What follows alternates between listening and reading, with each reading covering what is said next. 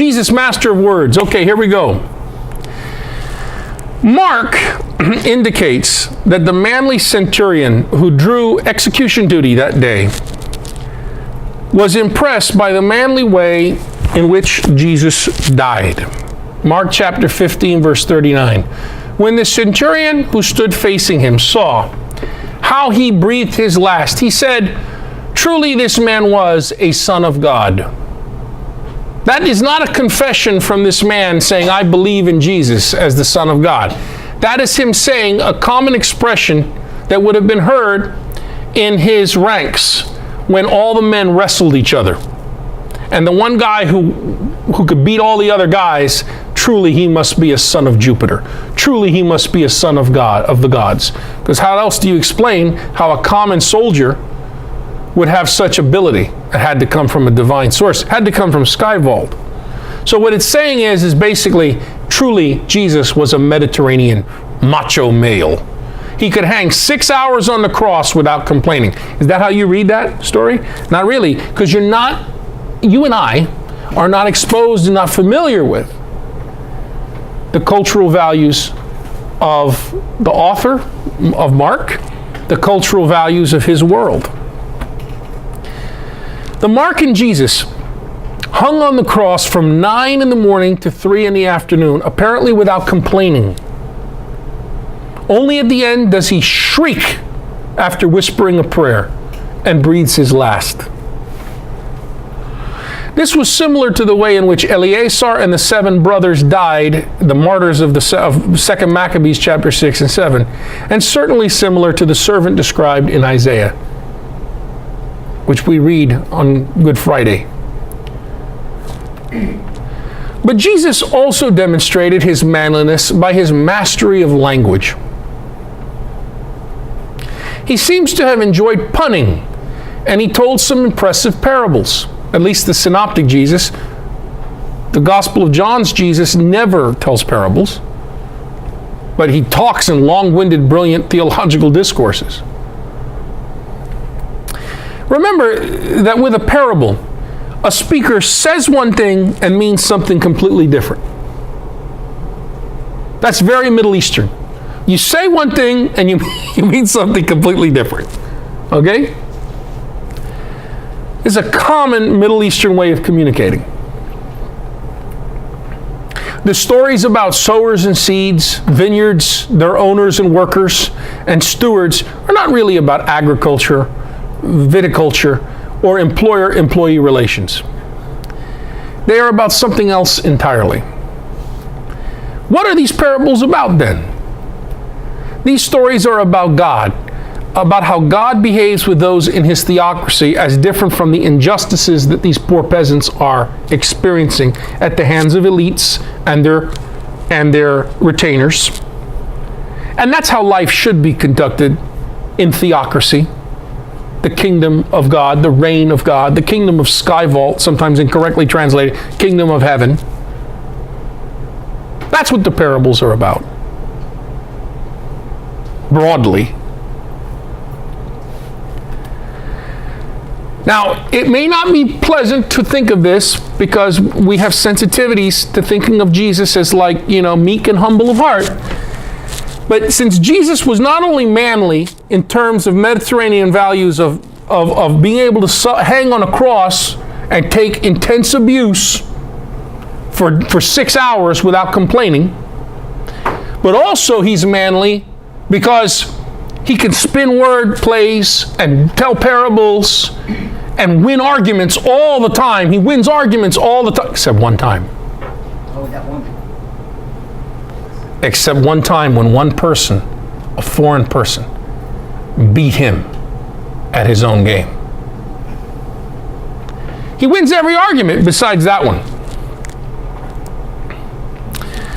It shows him that he's also a master of language and therefore also a Mediterranean Middle Eastern man. And part of that mastery of language demands that you can really insult the bejesus out of people. So Jesus was, please don't get upset about this, a master of insult. No question in the Middle East is perceived, look at the screen for a moment. No question in the Middle East is perceived to be an innocent request for information. Why? Because, first of all, if I admit that I don't know something, I've just shamed my family. Now I have to kill you. So you ask me a question in the Middle East, I'm going to lie to you if I don't know, to save your life, because otherwise I have to kill you. That's how it goes. Now imagine all the people who come to Jesus who are socially ranked higher than Jesus. Jesus is seen as a peasant day laborer who has disgraced his village, left his village, and claimed to be a folk healer or maybe a prophet. That's extremely disgraceful, shameful to do. Then along comes a lawyer, one of the 2% of this society that can read. Socially speaking, Jesus is down here and the lawyer is way up here. This lawyer asks Jesus a question about which is the greatest commandment in the law. Do you think he's honestly asking that question? Do you think this scribe, this lawyer, one of 2% of the people in this society that can actually read and write, is asking this illiterate peasant day laborer, hick from Galilee, what he wants to know? Do you think Jesus is stupid and doesn't know that he's being insulted and put down and put on the spot to show that he's a country hick dumbass? No, I'm being honest, because that's the idea of the question. We're not getting that. We think the guy is like coming to the Lord. Lord, tell me which is the greatest of these commandments. No, that's not what's happening there. What's happening there is I'm going to humiliate this pumpkin, this stupid guy, this disgrace. And what does Jesus do when he hears that question? Right across the man's face. Have you not read? Whoa! You're calling me illiterate? Have you never read? He got a sharp tongue, Jesus. He could dish it right back to you. So, try to understand, most of the people, most of the time in the Gospels, when they ask Jesus a question, not every time, but most of the time when they ask Jesus a question, that's not an honest question. That's an attempt to humiliate him publicly. And it's an engagement in challenge and riposte. Push and shove. All right, so let's look at the screen. Oh, wait a minute. Who did he lose to? I'm going to show you a little bit later. One time. You could say 2 times. He lost before the Sanhedrin. They killed him. But the one time he lost during his ministry. Yeah. But to whom? I'm going to show you right now, Rose. Now, here's the thing. It's very interesting to observe how Jesus answers questions that get posed to him. Quite often he insults the questioner or responds with his own question. Somebody asks him a question, he answers with an insult, then tells a story that says one thing, means another thing. But he's won, because this isn't Western logic, folks. This is Middle Eastern manliness competitions. By the way, Jesus never goes out and insults people. Let's go insult people. But once they try him, okay, once they go to him and engage, oh boy, he's going to serve you your, derriere. Those who study rhetoric recognize this latter strategy as parry with a query, or riposte. One of Jesus' favorite insults is the word hypokritoi, hypocrites. It means actor, a mask wearer in Greco-Roman theater. In Matthew, the word is found only on Jesus' lips, and it's directed only to the Pharisees. It describes them. They're mask wearers. They say one thing, they do another thing. They publicly dishonor God. They're playing a game with God. Everybody lies in this culture to save honor. But some people do it in a most dishonorable way to their patron. And that's what he's saying about the Pharisees. The word in Greek does not have the same meaning it does in English. In Greek, the word means interpreter, expounder, actor. Somebody who wears a Greco-Roman mass, the happy and sad, the dramatis personae, right? So that's a big insult of Jesus. A favorite insult is hypocrite. Jesus' answer appears to have known well how to aim his insults appropriately. When he deals with learned people, elites, or the retainers of elites, the scribes, the Pharisees, I'm sorry, not the Pharisees, the scribes and the lawyers and such, he asks them derisively, "Have you not read? Can't you read?" Very insulting. Thus, when a lawyer or a Torah expert asks him, "What shall I do to inherit eternal life?" And what can anyone do to inherit anything? You don't do anything to inherit anything. Jesus retorts, "How do you read?" It's like a wisecrack, folks. Sarcastic. We learn from the lawyer's response that he knew the answer all along. If you keep on with the story. He could and did read very well. When Jesus asks him, "How do you read?" the implication is, you don't read too well, do you? Like, hey, see, the idea is that Jesus is very quick and very brilliant. The lawyer is saying, "Oh, you're supposed to be a prophet?" "You're not a prophet, you're just a hick." To which Jesus responds, "Well, how do you read? You're supposed to be an elite person who's reader or retainer of the elite. You're supposed to be wise and a scribe and know the law. You're just a BS artist." That can end in, like, murder in the Middle East. When dealing with illiterate people in Jesus' day, about 95 to 97% of the people could not read or write in any way. Jesus would ask, "Have you not heard?" This is what he usually says to crowds of peasants. If he's talking to peasant crowds, he says, "Have you not heard?" because they can't read. If he's talking to some retainer who can read, he says, "Have you not read?" or "How do you read?" or "Do you not read?" When he says to the peasants, "Have you not heard?" he means, did you sleep during discussions and presentations of the Torah? This is obvious. Perhaps the most memorable illustration of mastery of language and insult occurs in the story that we just read in the Gospel of Matthew over Sunday. The story of the woman not of Jesus' ethnic group who wanted a favor from him. Matthew reports that a woman, a Canaanite, addressed Jesus respectfully and requested him to do something about the demon that plagued her daughter. Remember, these people don't have a biomedical view of sickness. If somebody is sick, it's because who done it, not what is causing it. They don't look for pathogens. They don't look for biomedical malfunction and disease. They look for an other than human who, or a human who, if somebody gave them the evil eye, or if it can't find a human person that done it, it's got to be an other than human person, a demon that's doing it. And remember, for these people, in their understanding, their culture, the wind around us is densely packed with non-human persons. Each one more powerful than us.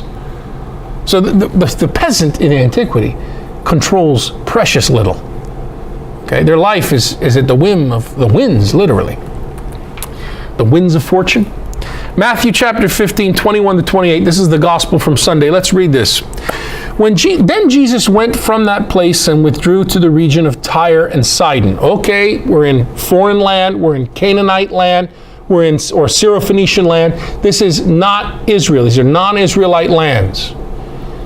And behold, that should be look. Whenever you see the word behold in the Bible, scratch it out, just put look. That's what it really is. We like making it sound like Shakespeare and Thor. Behold, Thor. And look, a Canaanite woman of that district came and called out, "Have pity on me, Lord, son of David," or "Sir, son of David. My daughter is tormented by a demon." I'm sick. She's sick. But he did not say a word in answer to her. What? Think about that. He didn't say a word to her. Ah! His disciples came and asked him, "Look, send her away. She keeps calling out after us." Remember, there's no privacy in the Middle East. Everything is public. She's making a spectacle on purpose. She's making a spectacle. This is how it is.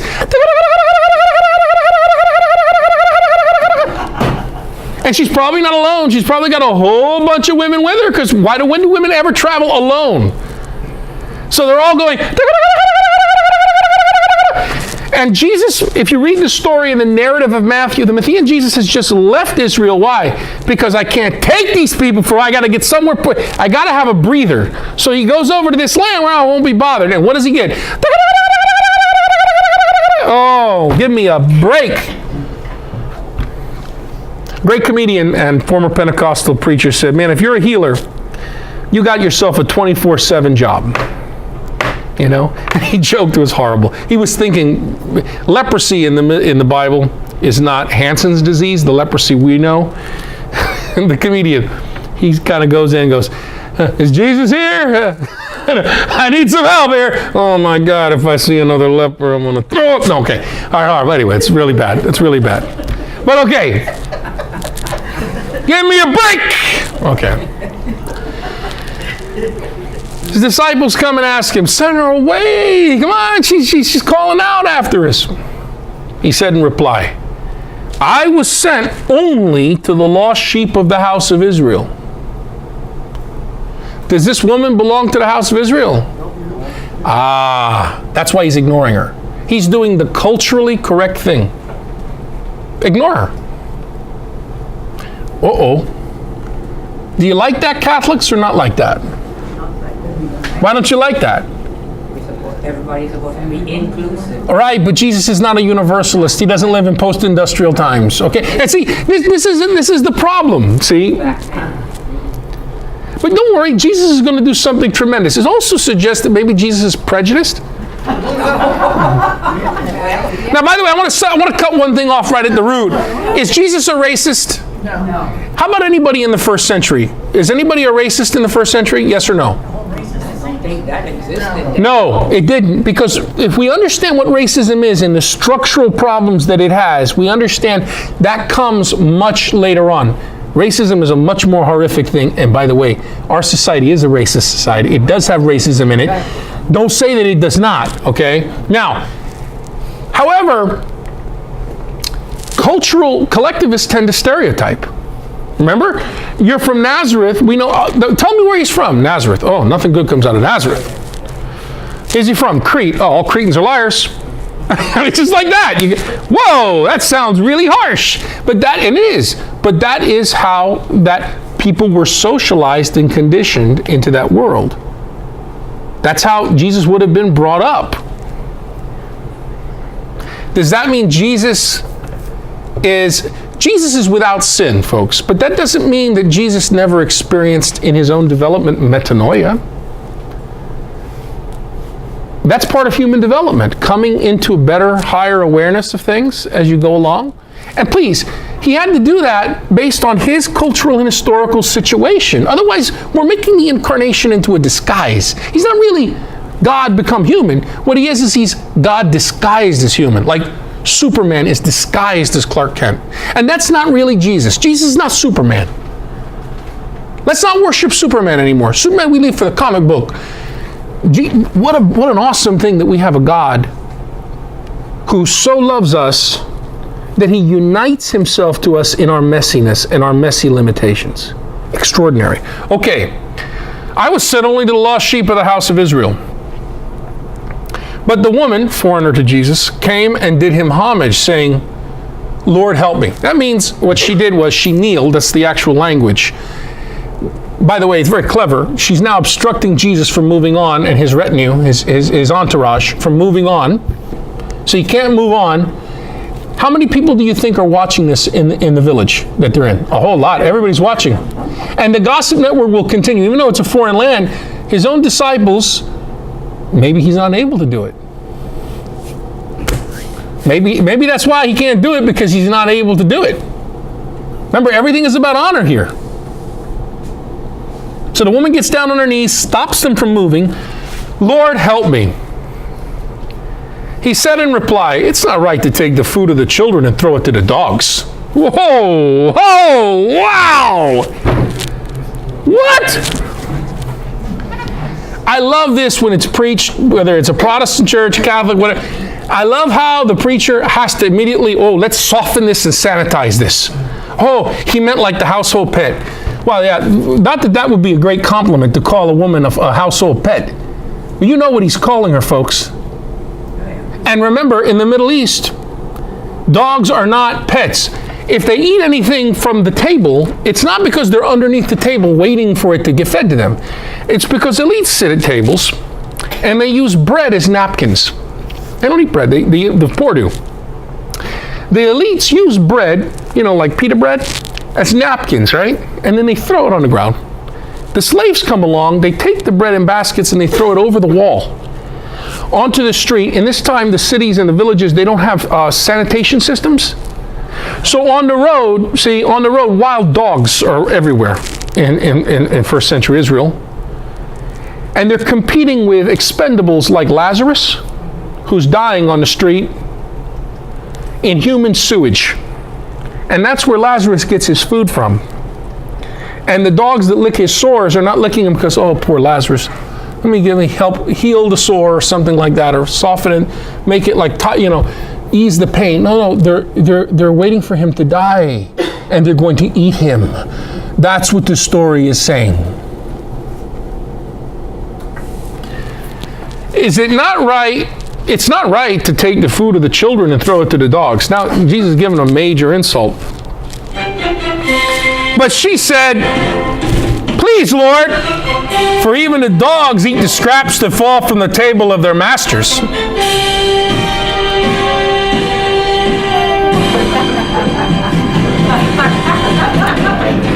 Then Jesus said to her in reply, "Oh, woman, great is your loyalty. Let it be done to you as you wish." And her daughter was healed that very hour. Rose, that woman, beat Jesus at his own game. She got insulted. I said a woman. She pushed him in a way that he had no further ground to shove. He was checkmated. She wasn't going to give up. And with that, what the hell am I going to do? All right, I got to barter favor with alternate reality. Okay, your daughter's healed. Yeah. I need to go back to the insult. It is not good to take food from the children and throw it to the dogs. Yeah, she's a dog. She's a non-Israelite. What's the food in that exchange? Does that symbolize something in particular in her presentation, or is that just his way of rebuffing her request? Go back to what I said, that in elites in the Middle East, they eat with bread. Jesus talks first about food. Okay, that what I am to give, food is the analogy for favors from alternate reality, from God, the God of Israel, who is the patron to Israel, not Syrophoenicia, not the Canaanites, who were ethnically cleansed by Israel. So the children are Israelites. The children are Israelites. In Jesus, in that level of awareness that Jesus has. And all of a sudden, this woman is able to show, yeah, but even the dogs in a village get some food. It's thrown over the walls and they eat it. So if you want to call me a dog, okay, I'll take that and serve it right back to you. And Jesus is like, damn. This woman is good. She deserves something also. He opened his eyes to something there. Didn't he? Jesus grew also as a human being grows. There's no sin in Jesus, but try to understand there are cultural limitations in us all, and we can transcend them with immense difficulty. Yes, Raven. I think that's what probably really opened up the point right there. He just made, because no one looks at the teacher as if he was one himself. That's not possible. Speak up louder. This is good. Nobody can hear you. No one looks at the teacher as he himself is the one who's growing And what happens if you don't do that? If you look at that as an impressionable student, then you see him kind of drop down, and then you're like, oh, this is another piece of crap, or something like that, which is wrong. It's just, it's very important to see we are all in the process. When we can think of our own Lord as in his earthly life was also a process, even if it was without sin, whatever we define that as, still he did grow. But being human means you grow. If you say, no, he didn't, he was God, now we understand. You're a little crypto-docetic. Your understanding of Jesus is basically, the humanity of Jesus is just a mask. Does this help you? Does this help open up this story? Do you like this? Yes, Dandy. So I got some chapters open over here, and so John, he doesn't tell this story, No way. but he does tell the story of Nicodemus, and he does tell the story of the Samaritan woman. Right.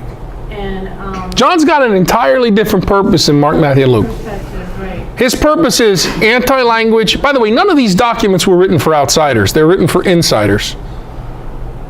Matthew has a very poor opinion of Samaritans and foreigners, and that's reflected. But Luke, the Samaritans, for some reason at Luke's time, when he's writing his text in his community, were coming into his community. Luke's a Greco-Roman elite, an Israelite, but a Greco-Roman elite. He's a little more open to that. So is the Johannine community. So you get different Jesuses at stage 3. Which one was Jesus more likely? Everyone want the answer to that? I mean, in many ways, in this sense, in this regard, he was. Although Matthew has his own little things, because Matthew probably is very wealthy, a scribe. And so Matthew tends to has to play up. Jesus isn't that poor, Blessed are the poor in spirit in Matthew. But in Luke, it's blessed are the poor. Now, Luke was an elite, but Luke got that in a way that maybe Matthew didn't get as well. Yes? And also the fact that she's a woman, but you had said before about the Samaritan woman? That's in John chapter 4. That's a brilliant story of theological fiction. But you said also in that... Yeah, because if you're the Johannine community and you have Samaritans coming in, what gospel are you going to give them? Matthew? Don't give them Matthew. Don't go to any Samaritan village or any Gentile. Only go to the lost sheep of the house of Israel. That's what Jesus says in Matthew. That's not the right gospel for them. You got to give them a story, this brilliant theological story of the most perfectly catechized person in the history of the New Testament, all 27 New Testament books. The story of the Samaritan woman, which is a beautiful theological fiction. That story never happened, but it's always going to be true. It did happen in the sense that the community was being enlightened by entering the Johannine community, the Johannine Jesus group. So it is true. And then Luke has his story in Acts about, they get baptized in Samaria, but they didn't have the Spirit. Wait a minute, ding dong, if you get baptized, you have the Spirit. So then, but the thing is, what's happening is you have two communities, two different kinds of Jesus groups, a Samaritan Jesus group and an Israelite, divided along ethnic and cultural lines. Can't have that, says Luke. We got to have one. So now Peter and John have to go to lay hands on them. Then they get the Spirit. That's unique to Acts. That doesn't make sense. That you get baptized, you get the Spirit, but you can't have two different communities. So that's the purpose of that story in Acts. These are not 21st century biographies. Only Americans have problems with this. The Bible, what's it say up there? The Bible is all true, and some of it actually happened. Yes? So that means that Jesus, being Mediterranean, when we came to exist in post-industrial revolution, Yeah. and we are what we are, that means he had to evolve in order to deal with us. It's like this. We believe in the resurrection. So we don't believe that the American, I hope we don't, the industrial, post-industrial, nuclear war-bearing culture that we have is the perfect culture or the most advanced culture. In some things we're more advanced, in other things we're not. We're different. We believe that Jesus Christ, I hope, the resurrection of Jesus is the omega point. It can be thought of as the omega point in the evolution of the universe. So Jesus' own personal evolution, that enters into his death and resurrection. And so yeah, he's beyond our point. He's beyond all points. He's where all things are being brought to. And Jesus always was, even in his limitations, all human existence is limited, undying yes to his Father, as he understood it in a culturally limited and appropriate way.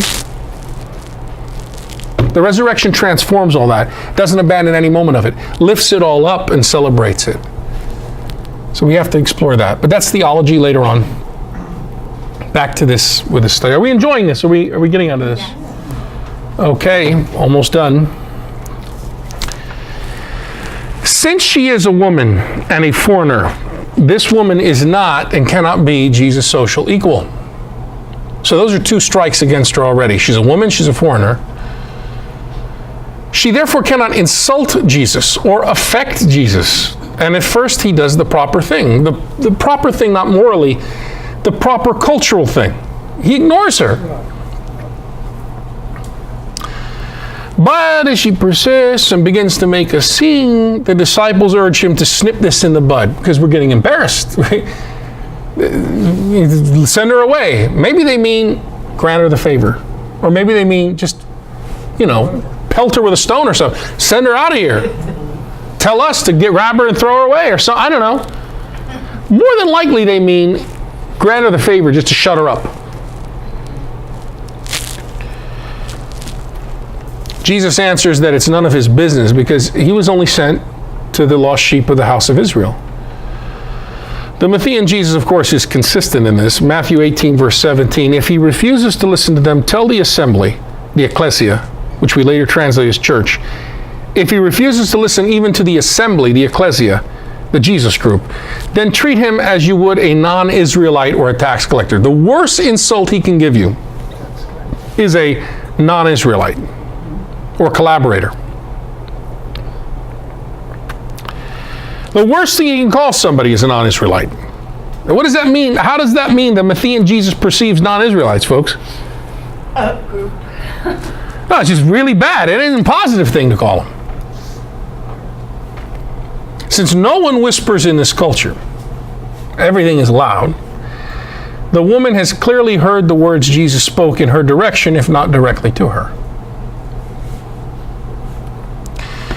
So she turns up the pressure. She kneels before Jesus, thereby blocking his forward momentum and progress, and begs him with amazing continued respect, "Sir, help me." Then the Matthean Jesus winds up for perhaps the best insult of his entire career. It is not fair to take the children's bread and throw it to the dogs. By any calculation and interpretation, insinuating that this woman is like a dog is certainly not flattering or honorable. Dogs are vermin in the Middle East. It's even worse there.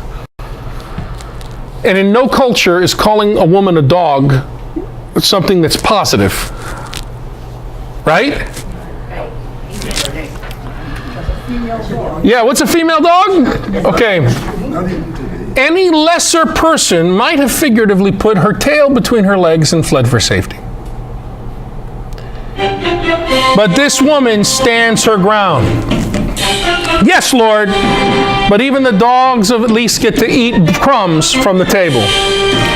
This is the only person in all the Gospels who ever beat Jesus at push and shove. Her quick wit and ready riposte gained the favor she wanted from Jesus. It was the least he could do to save face in the face-losing outcome of this social game. It is challenging to attempt to match the Matthean Jesus who identified himself as meek and humble of heart with the Matthean Jesus as master of the insult. Perhaps it helps to recognize that Jesus was truly representative male in his culture. The cultural obligation to demonstrate manliness is incumbent there on every male. Anyone who doesn't measure up gets ignored or failed to get a hearing. David could be violent as a warrior, but gentle to his friend Jonathan. Jesus was violent in the temple fracas, but gentle with fellow ethnics in need. There is a proper time for all cultural values, including insult. And that's Bible Alive. Got one thing to show you before we go.